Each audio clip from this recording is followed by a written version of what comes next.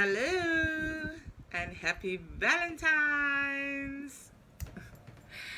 With Valentine's coming up tomorrow, I wanted to speak about my journey of self love.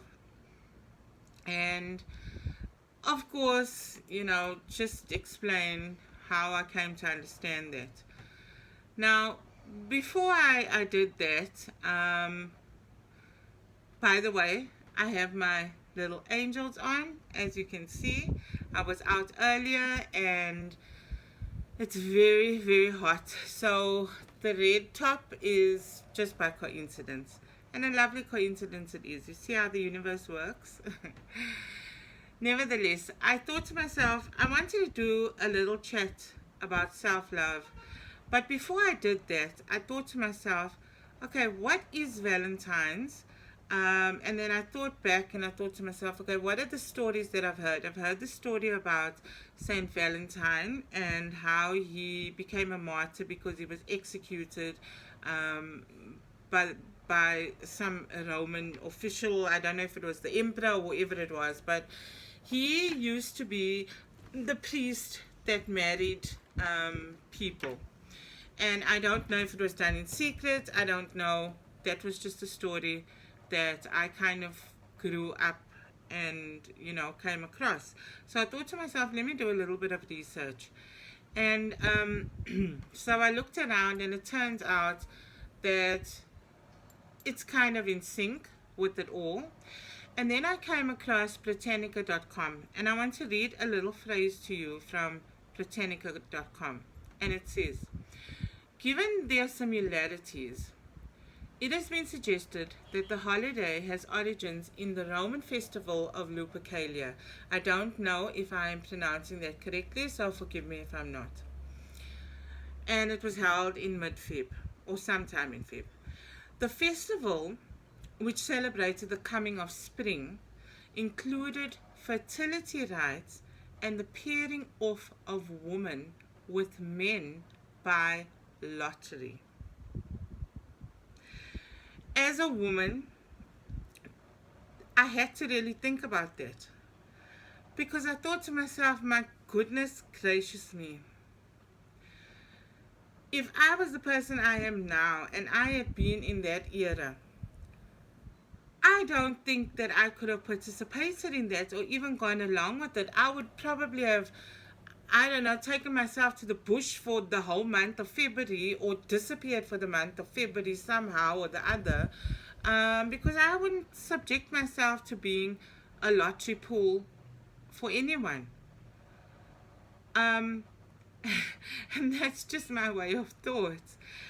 And I did it, in all the little bit of research that I did, it kind of correlates because apparently as part of the pagan festival, women's names would go into a bowl, a jar, whatever it was, and they would be drawn by men, and then the man kind of had ownership over that woman for, I don't know what the period of time is.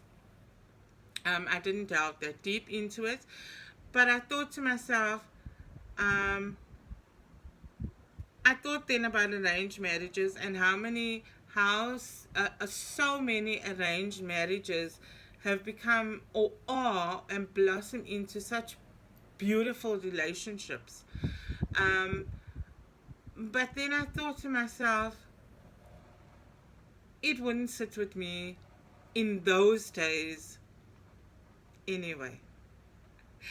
And it's so perfect because it was it sort of came in alignment with what I wanted to speak about self-love. And I also thought to myself, well, why did the emperor, whoever it was, had Saint Valentine executed? Probably because he was building an empire, and we all know that emotional connections can affect us, and I suppose he didn't want the men being affected out there on the battlefield because they had a wife and children at home that they needed to think about. But yeah, back to self-love. So I think for many years I completely missed the mark with self love. I didn't understand it very well. And I think there is um, a little connection. Obviously, there is a connection between self love and self care. But I think even that um, I misunderstood, because I often thought to myself that both self love and self care was spending money on myself because I deserve it, because I work for it, and I deserve it. I deserve to celebrate it. If I want to take myself to go and do my nails, which is not something I often do because I do a lot of handicrafts and cooking and so forth, I would only do nails for special occasions, or pedicure, or going to buy myself a range of Smeg products or something to that effect. To me, that was self love. That was an achievement. I could afford it. And I thought that that was what self love is. That's what happiness is. Um, but as I went along on my journey, and I was out earlier, and I noticed some things, and it's like, show your partner how much you love them by buying them this gift on Valentine's Day, or love yourself a little more by buying this and that. And then I thought to myself, well, obviously I misunderstood self love because it's so out there in the media, in social media, in advertisements, whether it's clothing, jewelry, it doesn't matter what it is. And we become so conditioned by it that we don't actually really understand it. And then we think that love has to be shown, or relayed by some sort of um, something that holds a significant monetary value. I may not want another cup, or I may not want a bunch of flowers because I prefer plants. That sort of thing. Nevertheless, going back to the self love thing, I thought to myself, so what does self love mean to me? And what I've learned over time on my journey as I've developed is that self love is a number of things. But I think for me, the most significant thing is number one, being in alignment with yourself, knowing who you are, knowing your values, know what you stand for, know what you won't stand for.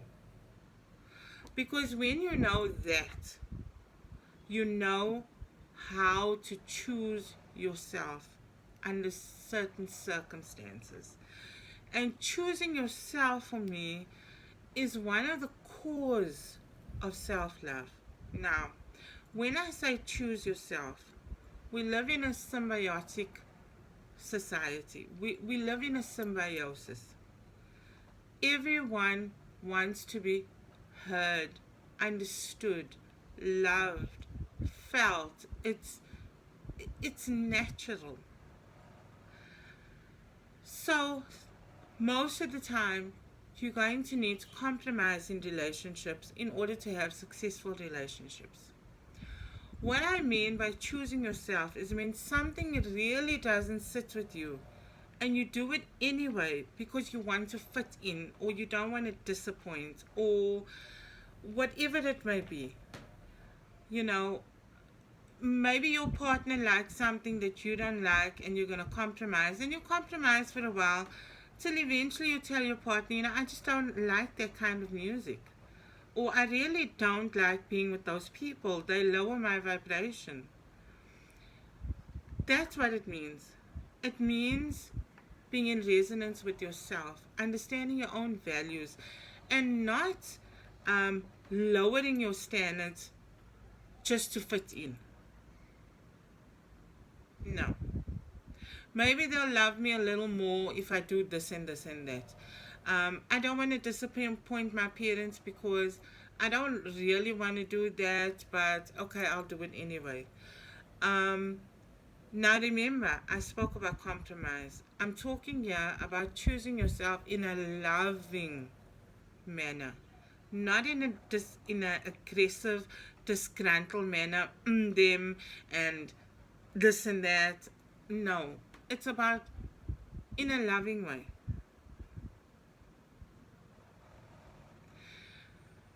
And for me, that's the core of it. It's calling yourself out on your own BS, going inward and understanding how you can become a better person. You know, so many of us, and me as well, we all chase this feeling of, I just want to be happy. I just want that inner peace where I just want to be happy. And we can chase that for the rest of our lives.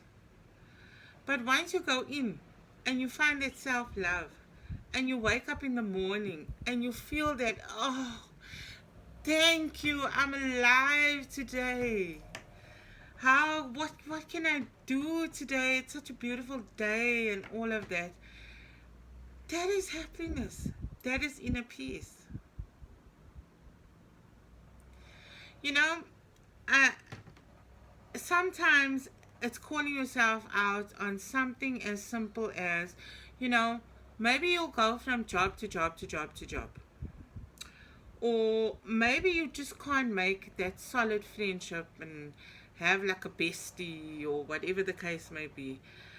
But then you look for the commonalities and you think to yourself, well, you know, I've been through 20 jobs in the last year, and what's wrong with everybody? Why don't they understand me? Those are the times when if you are following the journey of self-love or would like to, you look within yourself and you say, okay, what am I doing that everybody's reacting to me in this way? Because whatever you put out in your experience, you're going to receive it. It's just how things work. So part of self-love is questioning yourself, knowing your values, knowing what you stand for, knowing what you don't stand for, because then that allows you to choose you, which is part of self-love. Having said that, I hope it made sense. And again, I'm sharing from my journey in the hope that it can help someone else. There are many, many things and people that came into my experience, and it happens for all of us, that helped me to go just that little bit forward and forward and question myself and then start going within myself. I wish you all a beautiful Valentine's. I love Valentine's. I love the collective energy of Valentine's. Besides the unconscious, you know, awareness or patterning or whatever it may be, you know, what we fed commercially, there's just this beautiful, amazing energy collectively on Valentine's Day of love that you don't feel every day. But in so doing, please don't forget to love yourself a little. Hold yourself accountable if you must hold yourself accountable. And if you don't want to and you want to remain in whichever victim mode, that is also perfectly fine. There is no right or wrong. It is your life. You do it the way you want to do it, and that's it. Like I said, just me sharing with my journey with you in the hope that it can spark some love. Namaha, namaste. Have a beautiful Valentine's Day.